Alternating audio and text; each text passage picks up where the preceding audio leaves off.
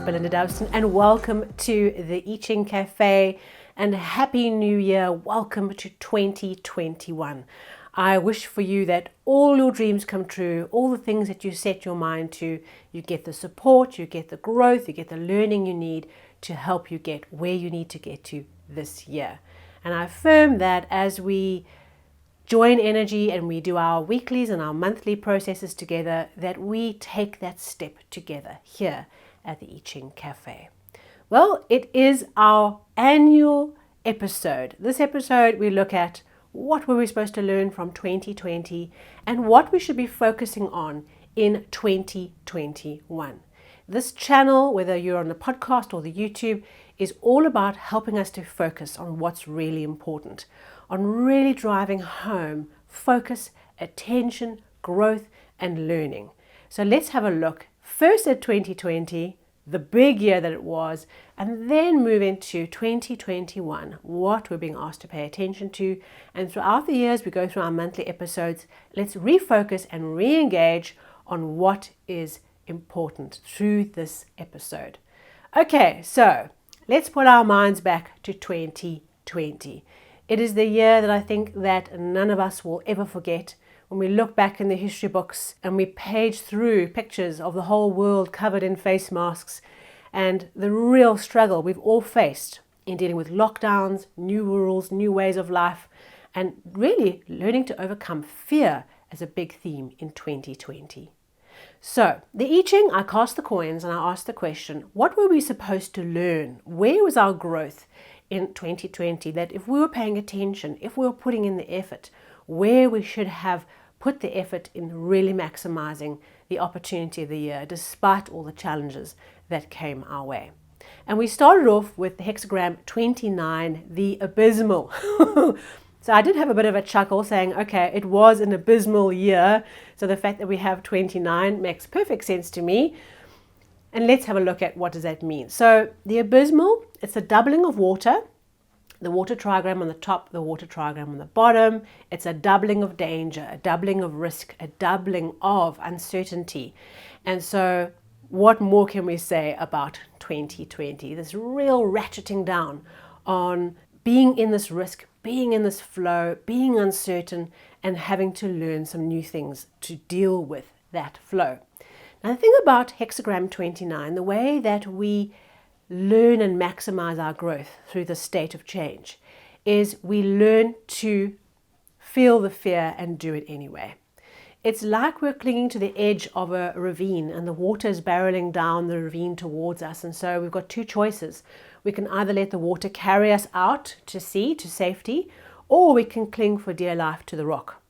And this hexagram says that actually you have to take the plunge. There's risk, you have to understand risk, and you have to keep on re-exposing yourself to risk over and over and over, learning how to not take the risk for granted and get too accustomed to it, but also to let yourself go and to plunge into the uncertainty, into the risk and into the flow. And so a key theme for last year was wherever we were too rigid and stuck and fixed and static, holding on to old things, those were areas of our life where we faced the most difficulty in letting go of what was old and going with the flow and finding new ways of navigating this huge stream of energy that came into our year. Now, when I cast the coins, I got 4 changing lines. If you've been following this channel for a while, you know that the more changing lines we have when we ask a question on a weekly or monthly, the more change points there are, the more intensity in change that we have to face. And so 4 changing lines, lots of change. We have those changing lines in the 1st, the 2nd, the 4th, and the 5th position. So what I'm going to do is I'm going to take the changing lines and share with you a nugget of learning. So let's take the changing line into a context of learning. What were we supposed to learn in 2020? Right, so our first changing line in the 1st position says, learning how to deal with depression and sadness from repeating the same pattern of negativity over and over, getting locked in a loop. So one of the things that we had to face, bombarded with news and bad news and negativity and fear, was how to get out of the cycle that we could potentially go down, right? We could go down our own abyss and get trapped in cycles of negative thinking, in getting lost in repeated patterns. Now, I'm sure that you know somebody who was unable to get out of that depressive loop. So in other words, every time you speak to them, they're in the same loop. They're in the same process. They're talking about the same thing over and over. They're going back over negative information as opposed to creating new information. And so if that is you, one of your challenges would be getting out of that loop. Very, very difficult to not get stuck in a loop of negative thinking. And this year has challenged us that despite everything happening around us, despite all the challenges of getting out of that loop of depressive thinking and creating new positive thoughts. Now, the second changing line, the second position, the lesson or learning from 2020 speaks about being flexible, adaptive, while staying focused on a purpose and doing small things to move the needle. Okay, so there's nothing like 2020 as a lesson in how to become more flexible, agile, adaptive, and learning to go with the flow. We were challenged to come up with new ways, perhaps new ways of earning income, new ways of socializing. We had our grandparents on Zoom. We had all kinds of ways of trying to connect our families together in the year. And so we had to stay on the balls of our feet, nimble and agile, but not trying to do huge things. It was not the year to be bold and to do massive new things. It was about responding and coming up with creative ways to deal with the change that was taking place all around us. And at the heart of that, staying true to our purpose, what we are here to really do. That was lesson number 2. Our next lesson in position 4 talks about the challenges of feeling cut off and isolated. I kid you not that these words are spoken for these lines. You're welcome to go and get a copy of an I Ching book and go and have a look at what these changing lines are saying. It's really quite amazing. Feeling cut off, right, and having to deal with the mind, adjusting the way we think, adjusting the way we look at a situation, and gently guiding ourselves back to what's essential, what's simple, what's at the core. And, for all of us, we were all confronted with what's really important in life, what's really essential. We hear around the world this idea of only essential services may run. There's a whole consciousness that we focused on in 2020 of what is essential. What do you really need to survive, to thrive, to feel connected and loved? And so here in the I Ching, really there in black and white being shown that feeling cut off, adapting the mind, thinking differently, and getting back to what's really essential has been a key lesson and learning for us all. And then the last changing line in the 5th position talks about the lesson of following the path of least resistance. Now think about water. As water goes down a ravine, as it's barreling down, it's looking for the lowest level, the path of least resistance, and it flows around and goes with the flow until it finds that way out to avoid being blocked up and dammed. And this was a key lesson. Coupled with that, the changing line also talks about not being overambitious for the year, being very practical about what you could do, what you could achieve, and going the flow, going and finding the path where there is the least amount of friction. And that might mean going around a few boulders as opposed to having a direct line that we would ideally like to get to the outcome or the end result in the shortest possible path. It's about following the path of least resistance.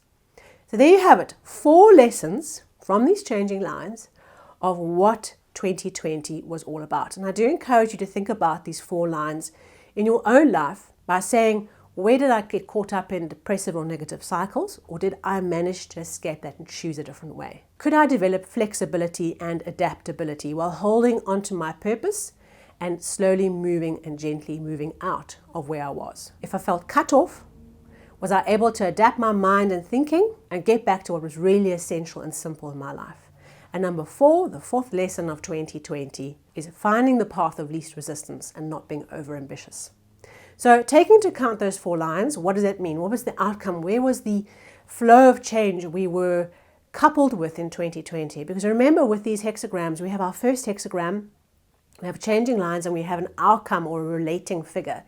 And I like to think of them, as much as you can talk about them as an outcome, where the flow is going to, it is a parallel process. These two, kind of a sandwich of two hexagrams sitting around the time period we've asked about. And so the second hexagram relating figure for 2020 is the hexagram 51 shock. And you know that I've spoken many times about 51 shock being one of the most frequent hexagrams in 2020, that it has come up again and again and again. And of course, shocks come to bring us out of where we're stuck. It's a doubling of thunder, just like we had the doubling of water. It's a doubling of thunder. Surprise, shocks, twists, turns, sudden movement, acceleration, unexpected, dealing with a sense of being threatened and having to stay focused on carrying through on our mission, staying focused on what was really important and actually getting to where we need to go. So disruption, upheaval, surprises, shocks, sudden movements forward, things being cleared out the air. This is what 2020 was all about. So despite all the noise, despite the flow of water and maybe that roar of water in our ears as we went through the year, is staying focused, doing what we can, being flexible, adaptable, not getting caught up in the drama of the shocks around us, and just keeping our head down and barreling through step by step. How fascinating for us that is what the I Ching is bringing to us for 2020. So push the year aside, take the lessons from it, do the reflection, but let's not take the trauma of that year into 2021. Because 2021 will have its own set of learning, its own processes that we have to go through, that we have to deal with. So what is the I Ching asking us to pay attention to and focus on in 2021? Well, very, very interesting energy to work with. And less drama than we've had in 2021. So that's my prediction. But be that as it may, in 2021, our main hexagram, our main flow of change is 58, joy. Yay! So this is all about what do we have to pay attention to, right? Joy is the hexagram. It's a doubling of lake. So we've got a third doubled hexagram in our overview. So very, very interesting that there's like a doubling down intensity to this energy. 58 joy is all about expression, communication, bartering, trading, exchanging ideas, learning, education, speaking, integrating. It's like a wonderful conversation of joyful exchange that brings energy and brings light. And if you watched the new normal video that I did earlier on in 2020, you'll remember that 58 joy was the outcome we were being asked to pay attention to. The way we embraced the new normal was through joy. And here we have it for our annual overview. So what we're being asked to pay attention to is find the joy, seek the joy, share the joy, create joy, share what you know, exchange, barter, work with this idea of creating energy through interacting with people. This is a year where we create energy, where our focus should be on interacting with others and sharing and learning and collectively creating energy. And it's not a year where we might have had 33 retreat, where we got that lots in 2022, where we were all in lockdowns. This is about exposing ourselves to other ideas and other people. Doesn't mean we expose ourselves to things that could potentially kill us. We expose ourselves to fear.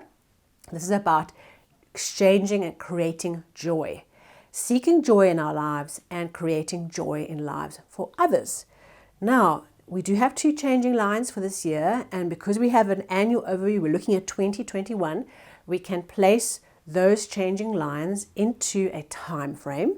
So our first changing line will play out from the beginning, 1st of January, to around about the 30th of April. It's a guideline of where that energy starts peaking and building up towards the 30th of April. The first changing line really matures and brings its energy to the table. And that changing line, what do we have to focus on, is all about the kind of joy we search for in our lives. The warning with this line is that we run the risk of seeking joy in peripheral activities, in meaningless leisure activities, in becoming addicted to binge watching Netflix or eating too much or sleeping too much or seeking pleasure where it's hollow, it's not meaningful, and we get trapped in a pattern of seeking joy in the superficial, external things around us that we think make us happy. Okay, so for all of us, we have to really work, particularly for the first 4 months of 2021, on getting really clear on where and how we experience and create joy that's meaningful and that's internal. So in other words, we look for the light inside ourselves as opposed to looking for the light outside of ourselves.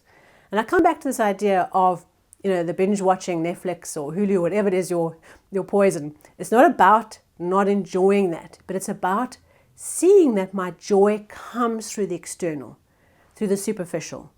Where does your joy come from? Where do you seek joy?